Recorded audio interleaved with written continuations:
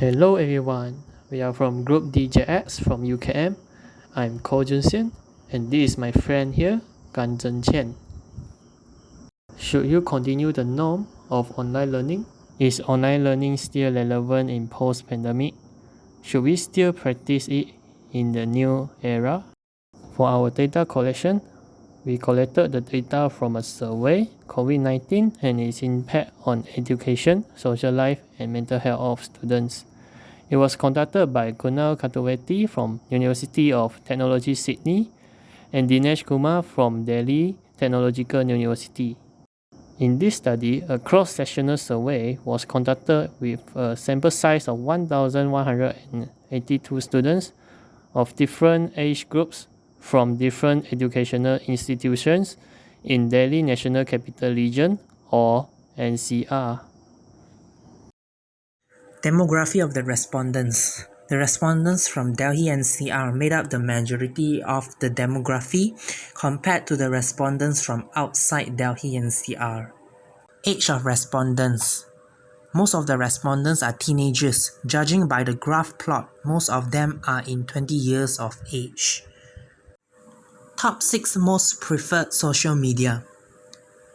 Here are the top 6 most preferred social media used by the respondents. For those who are interested, majority of the respondents use Instagram, WhatsApp and YouTube. Instagram came in first.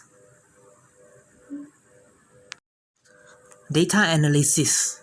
Are they feeling more connected with their family, close friends, relatives? As the pie chart shows, the respondents were feeling more connected with their family and friends by using social media. It suggests that social media is important in maintaining their relationship in a restricted condition caused by the pandemic. Time utilized. But with the usage of social media, were they able to utilize their time properly? Most of the respondents said yes. Let's compare the data to determine if their statements are true. Let's take a look at the box plot of the time spent for their daily activities. As we can see from the plot, the median for the amount of the time spent for studying and online class are both higher than the time spent for social media. This indicates that they are able to allocate more time into their studies than scrolling through social media during the pandemic.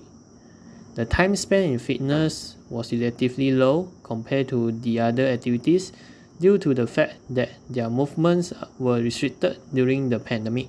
With this information, we can conclude that these statements were true. They are able to utilize their time properly even with the increased screen time caused by the pandemic. Now, let's take a look at the relationship of time spent on various activities by the respondents.